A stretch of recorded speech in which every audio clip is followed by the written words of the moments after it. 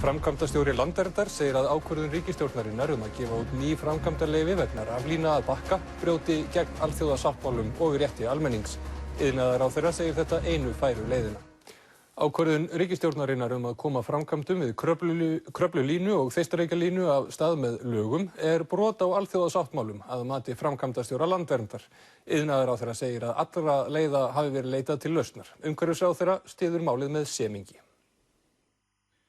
Ríkisstjórnin samþykkti í morgun að leggja fram frumvarp sem fellir úr gildi framkvæmdaleyfi við Kröflulínu og Þeistareykjalínu sem Landvernd hafði kært. Nýtt leyfi verður svo gefið út í staðinn svo framkvæmdir geti hafist aftur. Úrskurðarnefnd umhverfis- og auðlindamála hafði stöðvað framkvæmdirnar meðan málið færi til skoðunar þar. Iðnaðar- og viðskiptaráðherra bendir á að hagsmunirnir séu miklir. Það búið og við erum búin að leita allra leiða til þess að ná deiluaðilum saman, að annarri lausn sem að menn hefur getað komið sér saman það gekk ekki og því það okkar mat að þetta sé eina leiðin sem er fær. Umhverfisráðherra styður málið þó það sé erfitt.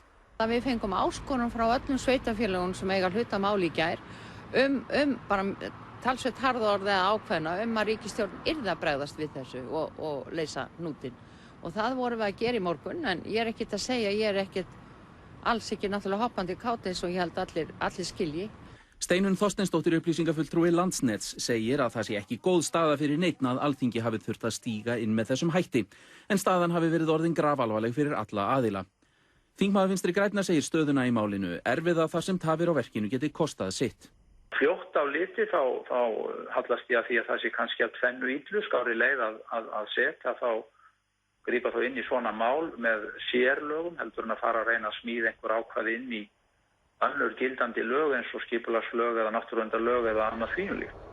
Þannig að ég ætla ekkert að útiloka það að sé fær leið í þessum efnum ef þetta hefur verið unnið í góðu samráði við til dæmis sveitarfélögin. Landvernd gagnrýnir hins vegar frumvarpið harðlega. Í fyrsta lagi þetta náttúrulega náttúruverndar sjónarmið og mannréttindi fótum troðin og ég myndi svona segja að með þessu held ég að siðferðislegu styrkur ríkisstjórnarinnar mælist varla. Guðmundur Ingi segir þetta aðför að réttarkerfinu og gróft brot á þeim mannréttindum að geta borið ákvarðanir stjórnvalda undir óháðan aðila. Það er alveg ljóst að verði af þessari lagasetningu að þá fer hún á svig við alþjóða samninga, bæði Árósasamninginn og EES-samninginn og það verður síðan að koma í ljós bara með hvaða hætti hún stenst aðra þætti eins og stjórnarskrá. Dagbjört Jónsdóttir, sveitarstjóri Þingeyjarsveitar, velkomin til okkar. Hver eru þín viðbrögð við þessari ákvörðun ríkisstjórnarinnar? Já, ríkisstjórnin hún brást við sameiginlegri áskorun sveitarfélaganna þriggja að gripið yrði til ráðstafana þar sem uppi var ástand sem að ekki var við unnað og við erum þakklátt fyrir það en því ekki að leyna að þetta engin óska staða að þurfa að fara þessa leið. En hversu miklu máli skiptir fyrir ykkur að framkvæmdin haldi áfram? Bara gríðarlega miklu máli, ekki bara fyrir sveitarfélögin, heldur bara landið allt. Þetta umdeild framkvæmd, heldur þú sé hægt að ná sátt þetta? Held að það verði aldrei hægt að ná fullkomri sátt þetta en ég vil taka það fram að sveitarfélögin hafa unnið vel og fylgt öllum skipulagsferlum í þessu máli. Takk fyrir komuna til okkar. Komið sæl. Frumvarp framkvæmdir við raflínur að Bakka brýtur líklega ekki gegn Árósasamningunum og EES-samningnum. Þetta niðurstaða lögfræðiálits sem var unnið fyrir atvinnuvegaráðuneytið. Þó tekið fram að matið sé háð óvissu þar sem aldrei hafi reynt á slíkt áður. Frumvarpinu var dreift á Alþingi í kvöld en samkvæmt því færi Landsnet heimild til að reisa Kröflulínu 4 og Þeistareykjalínu 1 að Bakka með ákveðnum skilyrðum.